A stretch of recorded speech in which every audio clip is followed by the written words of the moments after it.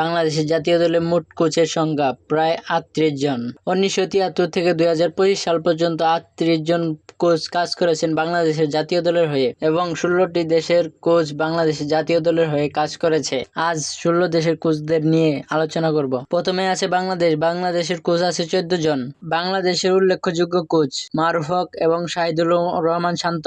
নেদারল্যান্ডের coach 3 জন উল্লেখযোগ্য লাউডি ক্রাইফ এবং জার্মানির 2 জন কোচ আছে উল্লেখযোগ্য এটা ভিস্টার এবং স্পেনের আছে 3 জন কোচ উল্লেখযোগ্য হাভিয়ার কাবেরেরা। ইংল্যান্ডের কোচ আছেন 2 জন যেমন ডেমিডে। আর্জেন্টিনার কোচ আছেন 1 জন আন্দ্রে ট্রিসিয়ানি এবং ব্রাজিলের কোচ আছে 1 জন, তার নাম দিদো। অস্ট্রেলিয়ার কোচ 1 জন আন্দ্রন অড।